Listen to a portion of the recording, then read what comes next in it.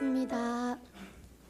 사랑의 하나님, 오늘도 이렇게 주님 앞에 나와 고개 숙여 예배하게 하심을 감사드립니다.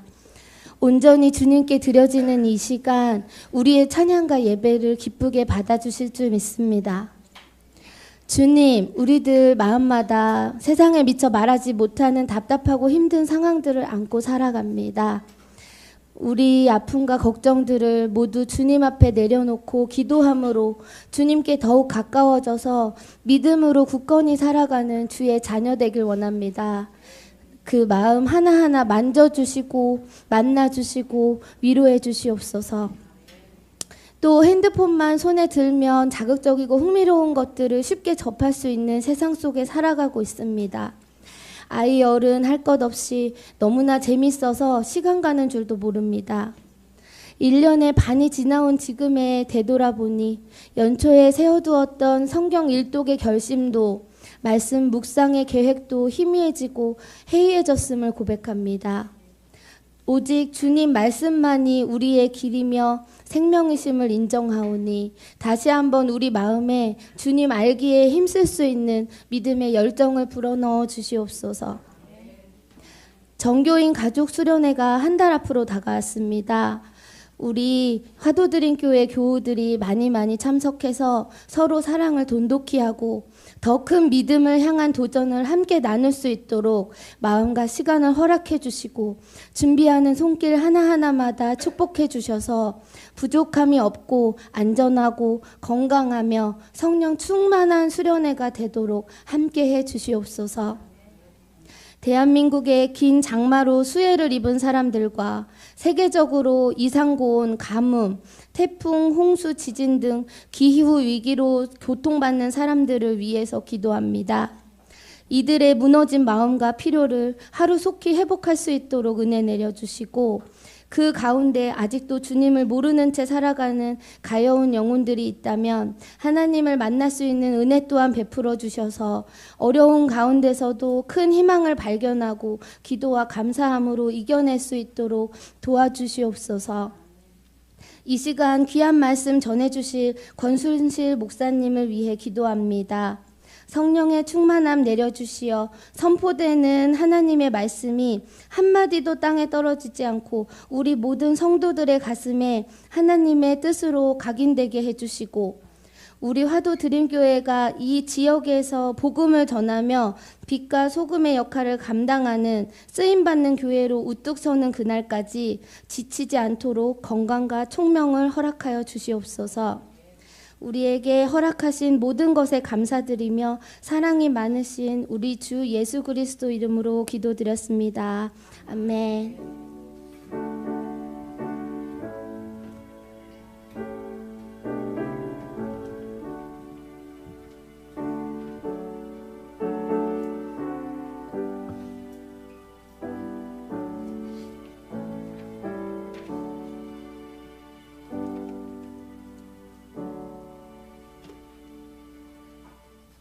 아멘. 감사합니다. 오늘 말씀은 예레미야서 32장 6절에서 15절입니다. 예레미야 32장 6절에서 15절 말씀까지 한 목소리로 읽도록 하겠습니다. 읽습니다. 예레미야가 이르되 여호와의 말씀이 내게 임하였느니라. 이르시기를 보라, 내 숙부 살롬의 아들 하나멜이 내게 와서 말하기를 너는 아나돗에 있는 내 밭을 사라. 이 기업을 물을 권리가 내게 있느니라 하리라 하시더니 여호와의 말씀과 같이 나의 숙부의 아들 하나멜이 시위대 뜰 안 나에게로 와서 이르되 청하노니 너는 베냐민 땅 아나돗에 있는 나의 밭을 사라. 기업의 상속권이 내게 있고 물을 권리가 내게 있으니 너를 위하여 사라 하는지라.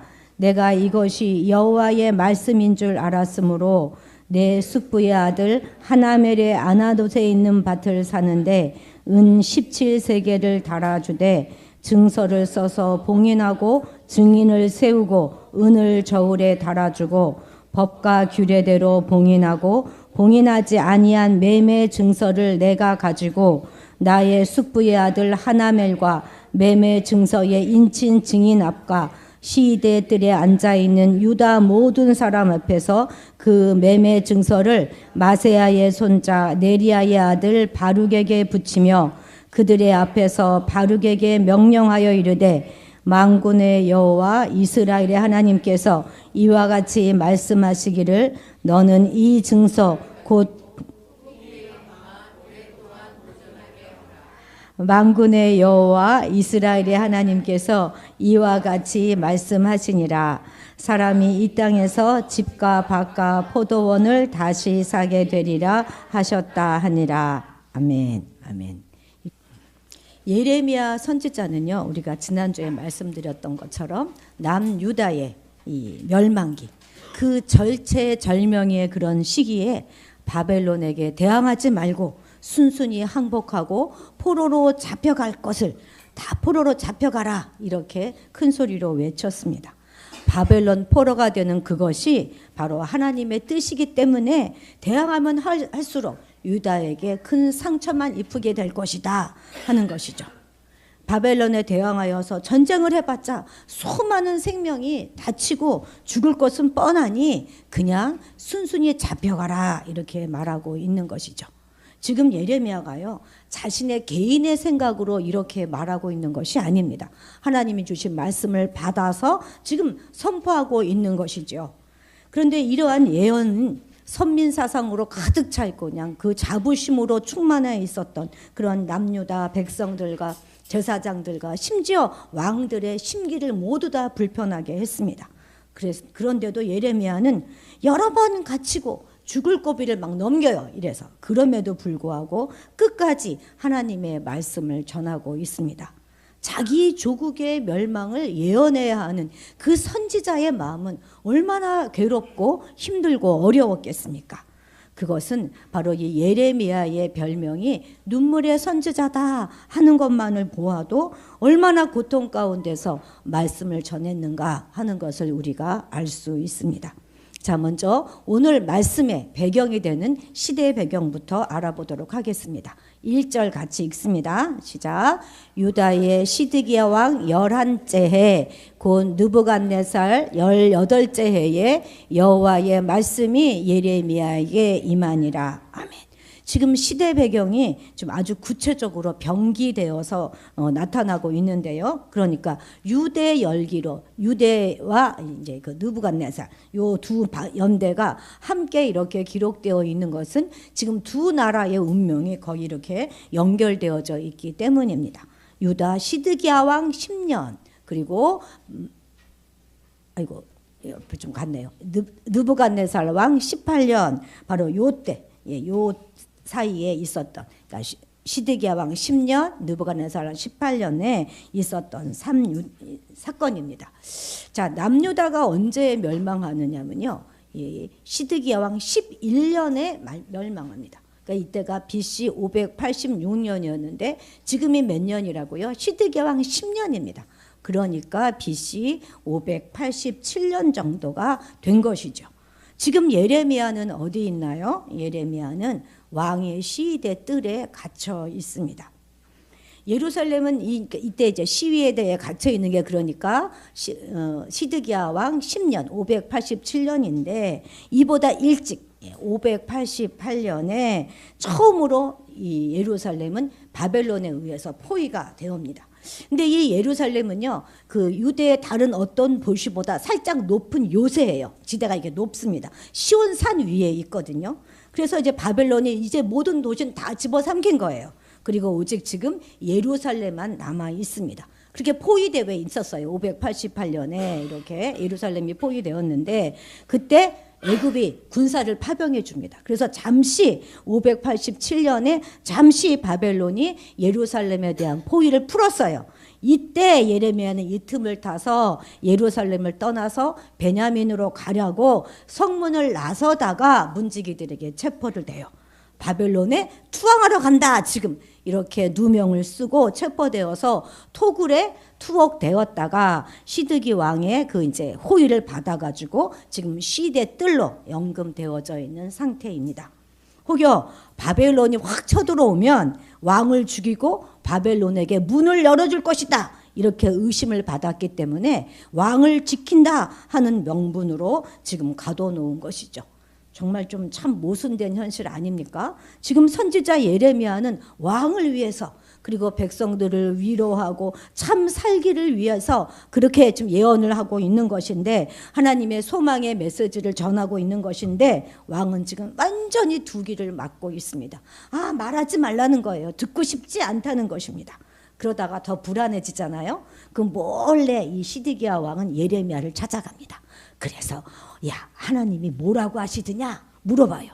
그래도 또 마음에 안 들잖아요. 그러면 이 막 물도 없는 구덩이에 예레미야를 막 빠뜨려 던져버리고 거기 갇히게 합니다.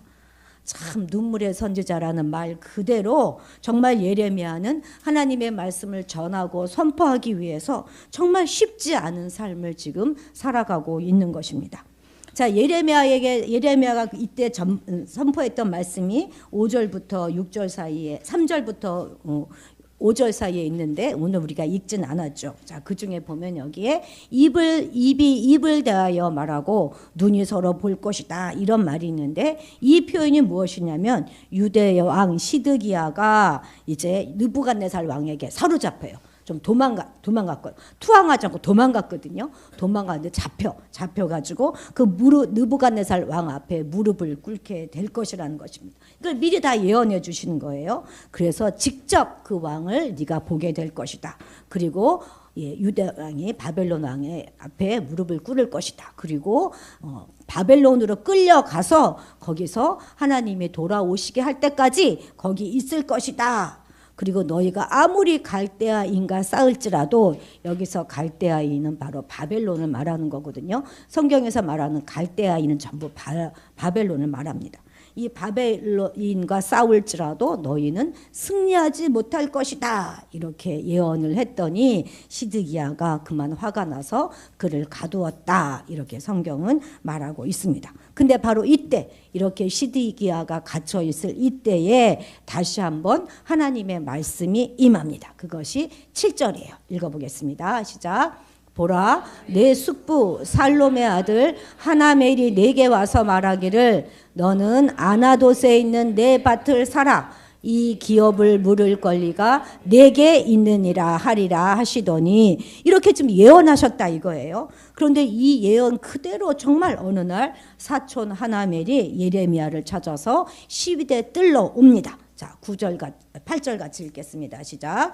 여호와의 말씀과 같이 나의 숙부의 아들 하나멜이 시위대 뜰 안 나에게로 와서 이르되 청하노니 너는 베냐민 땅 아나돗에 있는 나의 밭을 사라. 기업의 상속권이 내게 있고 물을 권리가 내게 있으니 너를 위하여 사라 하는지라. 내가 이것이 여호와의 말씀인 줄 알았으므로. 아멘. 그러니까 하나멜은 그 예레미야의 숙부가 뭐냐면 삼촌이에요. 삼촌. 여러분 저기 우리 작은 아버지, 큰 아버지 뻘 되는 사람이 이 삼촌입니다. 그러니까 삼촌의 아들이니까 그는 예레미야와는 사촌 간인 것이죠. 그러니까 예레미야는 가까운 친족입니다. 그 사촌이 와서 지금 뭐라 그래요? 아나돗에 있는 나의 밭을 사라 이렇게 말합니다. 아나돗은 어디냐면 예루살렘에서부터 약 3km 정도 북쪽에 올라가면 있는 곳이 바로 이 아나돗인데, 바로 여기가 예레미야의 고향입니다. 그런데 지금 상황이 어떻다고요? 예루살렘을 빼고는 다 점령된 상황이에요. 다 지금 바벨론이 점령하고 있어요. 그러니까 지금 이 아나돗 역시도 점령당한 땅입니다. 그런데 그 땅을 사야 하겠습니까? 예? 이제 곧 나라가 망해요. 나라가 망하는데 그 땅을 사야 할까요? 말아야 할까요? 이건 지금 우리 상식으로는 고민할 필요조차도 없는 일인 것입니다. 아니, 떨어질 것이 분명한 주식을 사는 바보가 어디 있겠습니까? 그 회사가 이제 곧 망할 것인데 친구가 찾아와서 아이고 우리 회사 좀 주식 좀 사줘. 그러면 절대 사면 안 되죠, 그죠? 예. 그런데 하나멜이 찾아온 거예요. 찾아와서 기업의 상속권이 내게 있고 물을 권리가 내게 있으니 아주 인심 쓰죠. 너를 위하여 살아. 내가 너한테 인심 쓴다. 그런 뜻처럼 들리지 않습니까? 근데 여기서 말하는 기업이라는 말이 있지 않습니까? 이것은 우리가 생각하는 뭐 대기업, 뭐 중소기업, 뭐 소기업 이런 회사로 생각하시면 안 됩니다. 그냥 땅이라고 생각하면 가장 맞습니다. 그냥 땅이에요. 이 땅의 상속권이 너한테 있다. 이렇게 얘기하는 것입니다. 이스라엘의 땅의 개념은요, 오늘날 우리하고는 좀 달라요. 이스라엘은 자기가 소유하고 있는 그 땅이라고 해도 돈 주고 산 땅이 아닙니다. 여호수아가 그 땅을, 가나안 땅을 정복했을 때 제비 뽑아서 지파별로 그 땅을 가졌어요. 그것은 원래 하나님의 것이었는데 지파별로 가문별로 거저 이것을 받아서 대를 물려가지고 내려온 것입니다. 그래서 그들에게는 이 땅에 대한 소유권이 없었어요. 오직 사용권만 있었던 것입니다. 그런데 살다 보면 어째요? 살기 어려워질 때도 있지 않겠습니까? 그래서 이것을 팔아야 되는 그때가 오는 거예요. 그때는 반드시 이 땅을 다른 지파에게 팔면 안 되는 거예요. 막 그렇게 되면 이 땅이 막 다른 지파로 옮겨지니까 꼭 나의 지파 안에서 나와 가장 가까운 친족에게부터 그것을 사줄 권리와 의무가 넘어가게 되는 것입니다. 이것이 바로 기업을 무른다 하는 것의 의미가 되는 것이죠. 그런데 하나멜이 찾아와서 아나돗의 땅을 사라 이렇게 말하는 순간 예레미야는 그것이 여호와의 말씀인 줄 알았어요. 여호와의 하나님의 지금 명령이다 하는 것을 그가 알았습니다. 이미 바벨론에게 빼앗긴 땅, 아주 쓸모가 없는 땅, 사도 당장에 살 수도 없는 그 땅, 그리고 70년 후에나 다시 돌아오게 될 그 땅, 그때까지 예레미야는 살아 있을지 없을지도 몰라요. 그런데 예레미야는 하나님이 말씀하신 대로 그 땅을 삽니다. 우리 9절에서 10절 같이 읽어봅시다. 시작. 내 숙부의 아들 하나멜의 아나돗에 있는 밭을 사는데 은 17세겔을 달아주되, 증서를 써서 봉인하고 증인을 세우고 은을 돌에 달아주고, 좀 앞으로 하나 가야 되겠네요. 그냥 사는 척한 것이 아니라 정확하게 은 17세겔을 달아주었어요. 그리고 매매 계약서를 씁니다.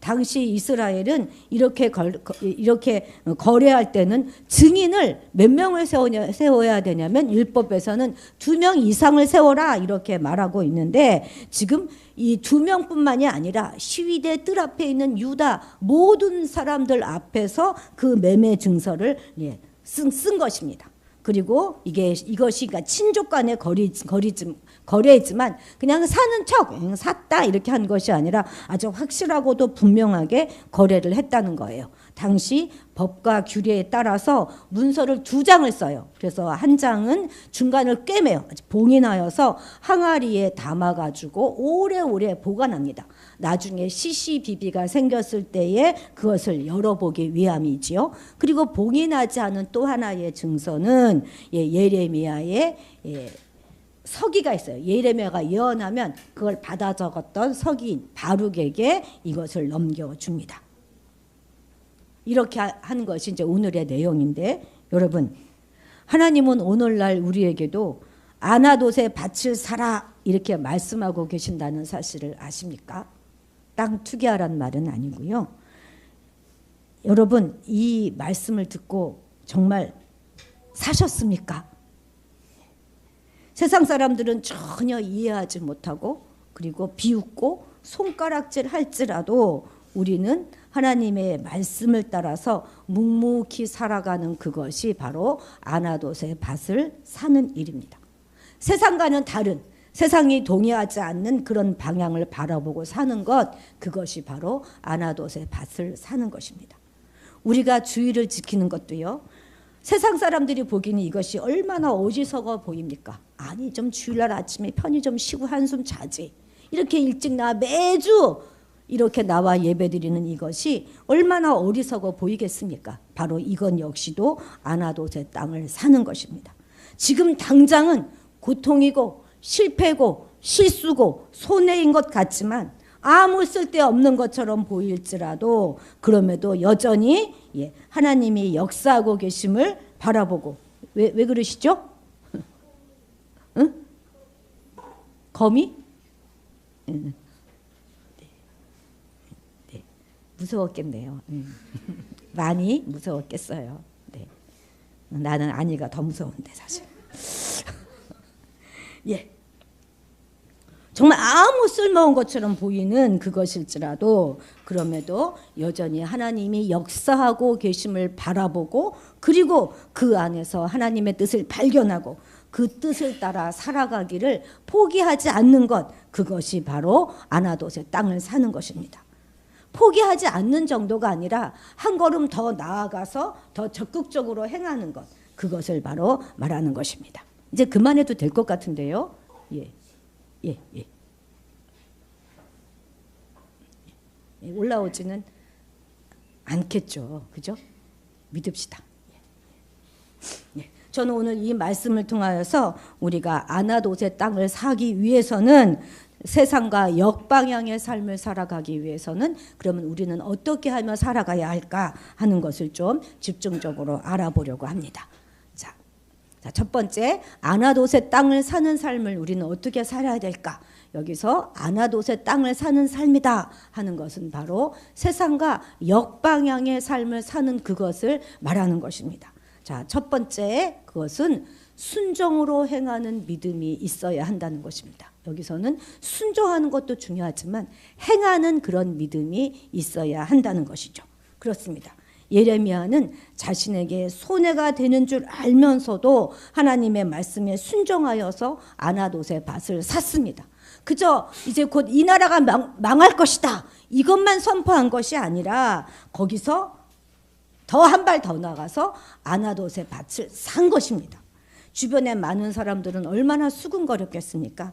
아유, 저런 미련한 사람 같으니 뭐 나라의 운명은 어쩌고 저쩌고 잘도 운명하더니만 아이고 자기 앞날은 내다보지 못하고 저렇게 속아서 저 땅을 사다니 아이고 어리석은 사람 그러지 않았겠습니까? 그런데 지금 예레미야가 이 아나돗의 땅을 사야 되는 이유가 무엇입니까? 그것은 하나님이 말씀하셨기 때문에 사야 하는 것입니다. 이성으로 판단하고 계산하면 도저히 이것은 살 수 없는 땅입니다. 도저히 이해가 안 됩니다만 그냥 말씀을 믿고 사라 하니 사는 것입니다. 그냥 우리가 말씀을 이 머리로만 믿는다면 그건 절대 믿는 것이 아닌 것이죠. 사야지 생각만 하고 있으면 안 된다는 것입니다. 반드시 사는 구체적인 행동이 따라야 한다는 것이죠. 우리 27절 같이 읽어볼까요? 시작. 나는 여호와여 모든 육체의 하나님이라 내게 할 수 없는 일이 있겠느냐. 아멘. 그렇습니다. 모든 육체의 하나님이 되시는 아버지께서는 못할 일이 없으시는 분이세요. 뿐만 아니라 가장 좋은 것을 주시는 하나님 아버지라는 사실을 우리가 믿는 것입니다. 믿으니 그 말씀에 순종하는 거예요. 땅속에 묻힌 보화를 발견한 사람은요, 냉장고 팔고 집 팔고 다 팔아서 그 땅을 사야 되는 것입니다. 하나님은 믿으면 너희가 영광을 보리라 이렇게 말씀하심에도 불구하고 우리는 뭐라고 말합니까? 영광을 먼저 보여주십시오. 그러면 내가 믿겠습니다. 이렇게 말합니다. 그런데 하나님은 그렇지 않다는 거예요. 믿음이 먼저라는 거예요. 믿어야 본다는 것입니다. 여러분, 성경을 열심히 읽으면 뭐 하겠습니까? 말씀을 날마다 들으면 뭐 하겠습니까? 하나라도 그 믿음으로 발을 내딛어야 하는 것이죠. 용서가 사랑이 이긴 것이다. 아무리 말씀을 듣는다고 해도 사랑을 먼저 하는 것, 그건 쉬운 일이 아니죠. 그래도 그것이 말씀이니까 한 걸음 내딛는 것입니다. 그냥 미워하지 않는 정도가 아니라 그를 만나서 밥도 사주고 차도 사주고 선물도 사주고 하는 것이 바로 아나돗의 밭을 사는 것입니다. 살다가 보면 어려움 가운데 어떤 결정을 내려야 할 때가 옵니다. 그때 상황과 문제에 우리가 집중하다 보면 하나님이 작아 보여요. 그런데 많은 문제 가운데서 눈을 들어 하나님을 바라보고 그 시선을 하나님께 내가 고정하면 그때부터 하나님은 일하기 시작하시는 것입니다. 인생의 고난의 시기에 우리가 믿음이 아닌 어떤 것으로 살아갈 수가 있겠습니까? 오직 믿음만이 우리의 살 길이다 하는 것은 너무나 당연한 것입니다. 그런데 여러분, 당연히 믿을 수밖에 없는 거, 그냥 당연히 믿을 수밖에 없는 것을 믿는 거는 그건 믿음이라고 하지 않습니다. 그런데 이스라엘을 향한 심판이나 구원의 메시지 같은 것들은 도무지 믿어지지가 않는 거예요. 우리의 믿음은 이렇게 믿어지지 않는 것을 믿는 것, 상식에 따르는 것이 아닌 거예요. 상식을 넘어서는 것, 정말 불가해하고 불편하지만 하나님의 결정에 동의하는 것, 그것이 바로 믿음인 것입니다. 제가 아는 한 목사님의 따님이 계시는데요. 아주 어리지만 너무 신실하고 모범적인 그런 학생이었습니다.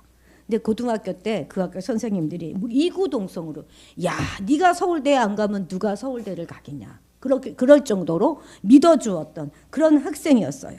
믿음도 아주 정말 좋았습니다. 그런데 어찌된 일인지 그 자매가 그만 학교 성적에서 떨어졌어요. 서울대에서 떨어졌어요. 근데 여러분 입시 제도를 경험하신 분이 아시겠지만 여기서 1차에서 한 번 떨어지면 그 다음에는 내 뭐 전공이나 이런 거 맞춰서 갈 학교가 없어요. 그래서 어찌어찌 하다 보니까 2년제 전문대를 가게 된 것입니다. 얼마나 기가 막혔겠습니까? 학교 선생님들은 이제 난리가 났어요. 어떻게 이런 일이 벌어질 수가 있냐. 도무지 믿을 수가 없다. 그러는데 정작 당사자는 조금도 흔들림이 없습니다. 불평하지도 원망하지도 않습니다. 그 학교 다니면서 나름 자기는 재미있게 신나게 다녔어요. 열심히 생활합니다. 그리고 이제 그 위에 상급 학교를 진학할 그런 계획들을 세웠겠죠. 그리고 그녀의 마음 가운데는 여기서 내 인생은 끝나지 않을 것이다.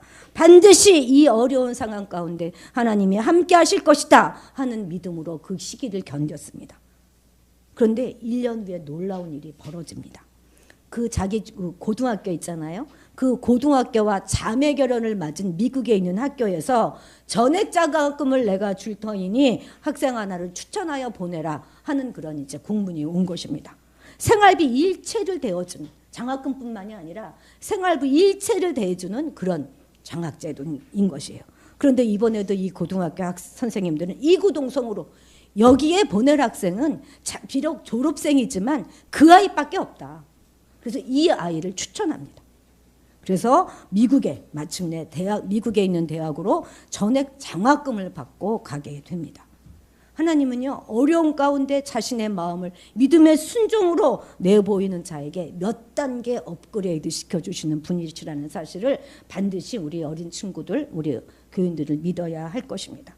그렇습니다. 하나님에 대한 믿음은 반드시 순종이라고 하는 행위로 시험되고 증명되어져야 하는 것입니다. 행위가 따르지 않으면 그 믿음은 결코 진실한 것이 아닌 것입니다. 그래서 행위라고 하는 것은 믿음의 진위를 판별하는 시금석이 되는 것입니다. 믿음은 단순한 지적 활동이 아니에요. 믿음은 내가 생각하는 것과 행동을 연결시키는 것이고 또한 그것은 하나님의 성품과 신실하심, 그분의 말씀의 진실하심에 대한 전인격적인 반응인 것입니다. 믿음으로 순종의 한 걸음을 내딛는 자, 그 자가 바로 아나돗의 밭을 사는 자인 것입니다. 두 번째는 어떤 상황 가운데서도 소망을 잃지 않는 것을 말하는 것입니다. 자, 우리 15절 같이 읽도록 하겠습니다. 시작. 만군의 여호와 이스라엘의 하나님께서 이와 같이 말씀하시니라. 사람이 이 땅에서 집과 밭과 포도원을 다시 사게 되리라 하셨다 하니라. 예, 집과 밭과 포도원을 다시 사게 될 것이다. 이렇게 말씀하고 계시는 것이죠. 예레미야는 이 하나멜의 밭이 아무 쓸모없는 땅이다 하는 것을 몰라서 그 땅을 샀겠습니까? 현재는 지금 하나님의 징계를 받아서 멸망할 것이지만 장차는 본래의 토지 주인들이 그 소유권을 행사하면서 토지의 매매가 이루어지게 될 것이다.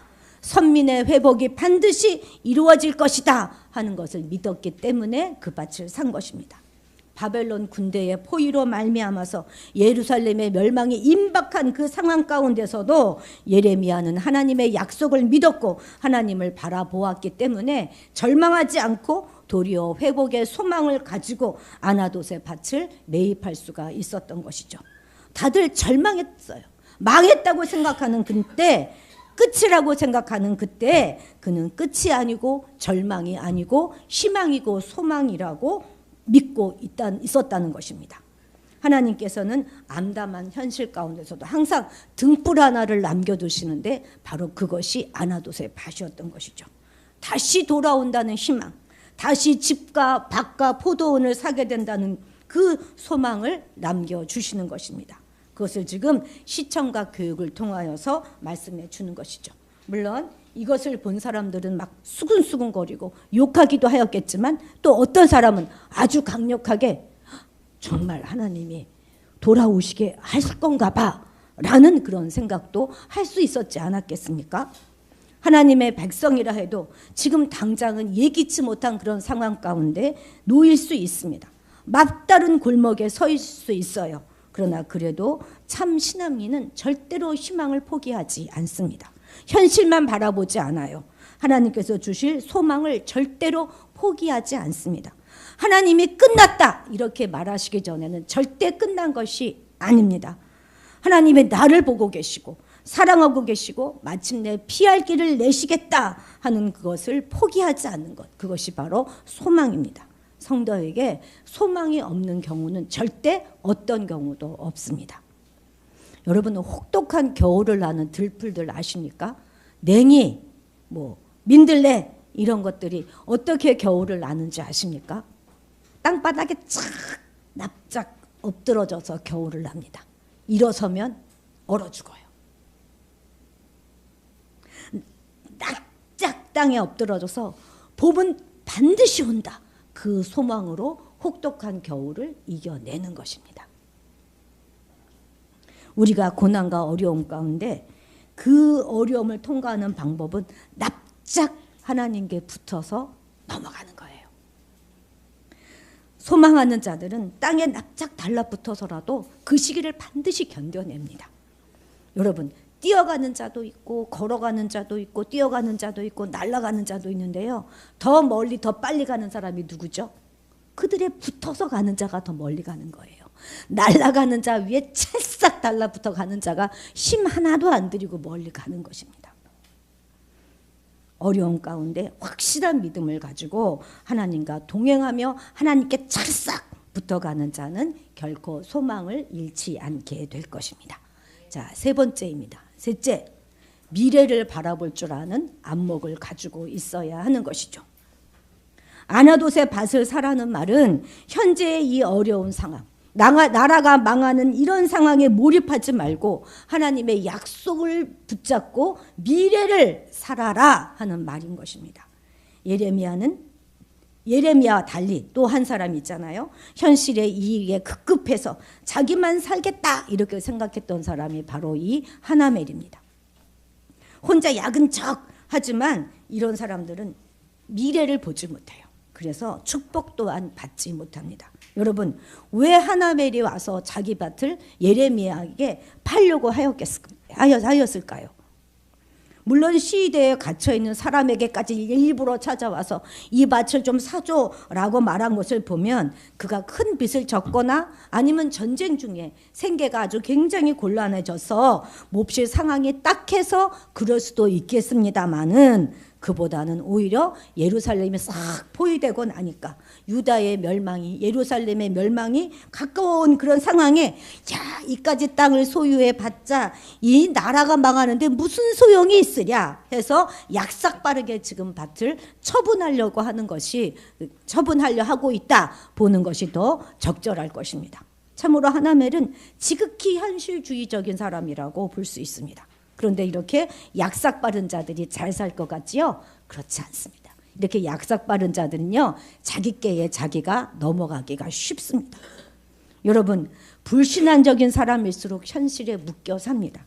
그들은 천국 구원 약속 따위는 관심도 없어요. 죽으면 그냥 끝이라고 생각합니다. 그래서 그들은 최대한 자기에게 주어진 이 현실을 즐기려고 하기 때문에, 그러기 때문에 현실에 집착할 수밖에 없는 것이죠. 그래서 자기에게 당장 유익이 되는 것을 얻기 위해서 참으로 온갖 꾀를 다 동원합니다. 그야말로 수단과 방법도 가리지 않습니다. 현실적인 유익을 위하여서는요, 하나님께서 세우신 그 제도까지도 악용해서 하나님처럼 거룩한 것까지도 자기의 더러운 이익을 위하여 이용하기까지 하는 것입니다. 또한 어리석은 사람은요, 현실뿐만 아니라 과거에도 매여 있습니다. 과거 생각에 매여서 과거의 일들을 자랑하죠. 아, 내가 과거에는 이런 일을 했어. 아, 내가 이런 사람이야. 자랑하고 오늘을 삽니다. 또한 과거의 아픔과 상처에 갇혀 있기도 합니다. 과거의 상처 때문에 오늘 한 발음도 한 걸음도 앞으로 나아가지 못하는 경우도 많습니다. 그러나 믿음의 사람은 결코 그렇지 않습니다. 믿음의 사람이라고 해서 과거의 아픔이 없겠습니까? 그런데 과거의 상처와 아픔과 쓴뿌리를 예수 그리스도의 이름으로 파쇄합니다. 그리고 그것이 현재 나의 삶에 어떤 영향도 끼칠 수 없다, 이렇게 믿음으로 선포하는 것입니다. 그래서 아직 그 아픔이 남아있지만 감사하면서 미래를 내다보는 거예요. 우리는 미래를 바라볼 수 있는 그런 영적인 안목이 열리는 그런 믿음의 사람이 되어야 하겠습니다. 여러분, 미국에요, 49번째 주가 어딘지 아십니까? 여기 바로 이 알래스카 주입니다. 이 알래스카 주는요, 100년 이상 러시아 땅이었어요. 그런데 이 러시아 사람들에게 이 알래스카는 그렇게 가치가 없는 그런 땅이었어요. 그냥 얼음덩이 땅이었고, 그냥 여기에 있는 동물들을 잡아서 그냥 그걸 모피로 옷을 해 입는 정도, 그 정도로 이 알래스카 땅을 생각했었습니다. 게다가 이제 크림 전쟁에 지고 나니까, 그래서 재정적인 어려움을 겪게 되니까 이 쓸모없는 땅을 미국에 팔기로 결정을 합니다. 그래서 1867년에 얼마 주고 파냐면 720만 불을 주고 거래를 합니다. 여러분, 720만 불이 얼마인가 제가 인터넷 찾아보니까 이게 얼마냐면 100억, 오늘날로 100억 정도 돼요. 100억, 오늘날 건물 하나 사면 100억 아닙니까? 근데 저 알래스카 저 땅을 720만 달러에 판 것입니다. 물론 그 당시 1860년대 경에 이 당시의 이 돈은 상당히 큰 액수였을지 모르죠. 이 당시에 환율로 계산하면 70억 원쯤 된다고 그래요. 상당히 큰 액수였지만 이 알래스카의 광대한 영토와 자원을 고려할 때는 말할 수 없을 만큼 이것은 저렴한 가격입니다. 그런데 미국 내에서도요, 이 거래에 대한 의견이 분분했습니다. 일부는 아니 별 가치도 쓸모없는 땅, 러시아도 가치 없다고 버리는 그 땅을 왜 이렇게 비싼 가격으로 구매하려고 하느냐 하면서 미국 의회에서는요, 막 불러다가 쓸모없는 땅을 왜 사려고 하느냐, 러시아로부터 뇌물을 먹었지, 이렇게 막 몰아세우기도 하였다고 합니다. 그런데 미국은요, 이 알래스카를 산 지 13년 만에 3억 달러 어치의 황금이 그 밑에 묻혀 있다 하는 것을 발견합니다. 불과 13년 뒤에. 이 3억 달러가 얼마인지 아십니까? 이 돈이 바로 4,131억 원입니다. 러시아는 아마 땅을 치고 후회를 했겠죠. 3억 달러 어치의 황금이 묻혀 있는 것을 모르고 당장 손에 쥘 수 있는 720만 달러에 유혹되었으니 말입니다. 근데 이것만이 아니죠. 오늘날 우리 모두 다 알아요. 금 못지않게 그곳에서 귀중한 석유와 천연가스가 엄청나게 많이 나온다는 사실을 말입니다. 정말 미국이 러시아로부터 푼돈 들여 사들인 이 땅은 오늘날 석유와 관광 수입으로 인해서 미국에서 가장 잘 사는 주 중에 하나가 되었습니다. 이것은 정말 역사상 가장 실패한 그런 매매 중에 하나로 기록될 것입니다. 눈앞에 이익만을 바라봤던 결과가 바로 이렇게 처참한 것입니다. 똑같은 알래스카 땅을 바라보고 한쪽은 얼음덩어리 땅이다 이렇게 본 것이고, 다른 한쪽은 미래의 축복의 땅이 될 것이다 이렇게 바라보았던 것이죠. 우리는 미래를 바라볼 줄 아는 눈이 열려야 하는 것입니다. 내 이익만 생각하고 현세의 즐거움만 생각하는 자는 아나도제 땅을 사라 하는 하나님의 음성을 절대 들을 수 없습니다. 늘 자기밖에 모르는 사람, 늘 움켜쥐려고만 하는 사람은 하나님이 절대 축복하지 않으십니다. 네 번째도 있는데요. 아마 거기는 주보에는 적지 못했는데 살짝 적어 놓으십시오. 증인된 삶을 살아야 한다는 것입니다. 아나돗의 땅을 산 이유는요, 정말 필요해서가 아니에요. 예레미야는 이것을 사용해 보지도 못합니다. 이 행위를, 사는 이 행위를 많은 사람들에게 보여주기 위한 것이에요. 예레미야는 잡혀 나중에 애굽으로 내려가요. 그래서 애굽에서 거기서 죽습니다. 이 포로로 돌아오는 거 보지도 못해요. 자신을 위해서가 아니라 하나님의 말씀을 많은 사람들에게 증거하고 알리는 비전을 가지고 살아가는 자, 그 자가 바로 아나돗의 밭을 사는 자인 것이죠. 하나님은 절망의 시대를 살아가는 예레미야에게 내일의 소망의 빛이 되라 말씀하셨습니다. 그리고 그 증거로 아나돗의 밭을 사라 말씀하신 것입니다. 오늘도 하나님은 우리에게 아나돗의 밭을 사라 말씀하십니다. 현실에 묶이지 말고 소망을 가지고 믿지 않는 자들에게 하나님의 살아계신가 역사하심의 증인이 되라 이렇게 말씀해 주시는 것이죠. 우리는 오늘을 최선을 다하여 살아가야 하겠지만 미래도 내다볼 줄 아는 안목도 가져야 할 것입니다.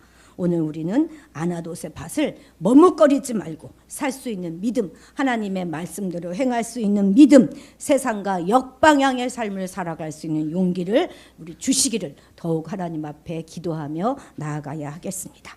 기도하겠습니다. 하나님, 불확실성의 시대를 살아가며 더욱 하나님만을 바라보는 우리가 되게 도와주옵소서. 비록 우리가 세상과 섞여 살아가고 있지만 세상과 구별되어서 하나님의 말씀만을 순종하며 따라가게 도와주옵소서. 우리에게 어떤 상황 속에서도 소망을 잃지 않게 하시고 내일을 바라볼 수 있는 믿음을 허락하여 주옵소서. 어떤 경우에도 낙심하고 불안하고 걱정하는 것이 아니라 세상과 역방향의 삶을 오히려 즐기며 살아갈 수 있도록 도와주옵소서. 특히 우리 다음 세대들은 정말로 힘들고 예측할 수 없는 시대를 살아가야 합니다. 그 시대를 현란한 자기 기술을 믿고 의지하고 또는 인간관계를 의지하고 살아가는 것이 아니라 하나님께 딱 달라붙어서 더 멀리 가고 더 빨리 갈 수 있는 지혜를 터득하며 살아가는 자들 되게 도와주옵소서. 감사드리며 예수님의 이름으로 기도드렸습니다. 아멘. 아멘.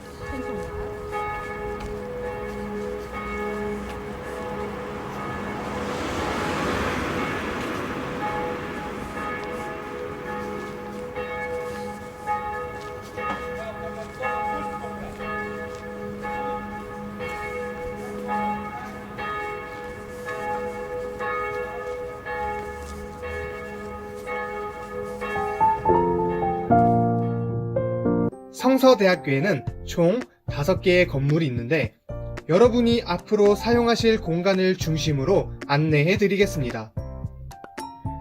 먼저 정문으로 들어오시면 오른쪽으로 보이는 푸른색 건물이 갈멜관입니다. 저희 대학원은 갈멜관 3층에서 채플과 신학대학원 수업이 있습니다.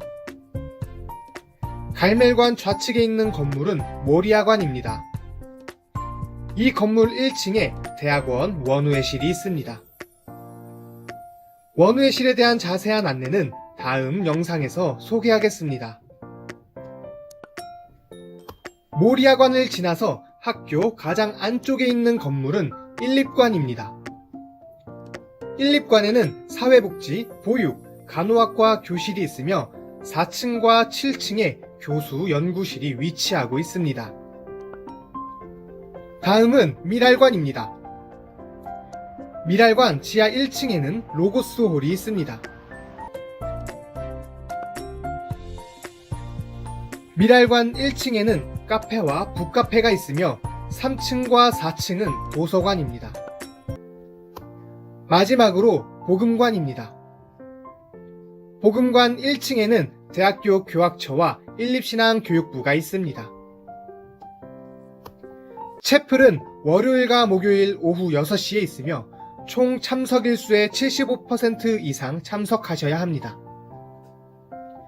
FT는 매년 1학기에 신앙과 공동체 함양을 위해 2박 3일간 진행됩니다. 미랄신앙훈련은 졸업하기 전에 꼭 한번 참석해야 하며 방학 때 포천 미랄훈련센터에서 2박 3일간 있습니다. 복음관에서는 주로 상담과 신학과 수업이 진행되며 5층에는 교수 연구실이 있습니다.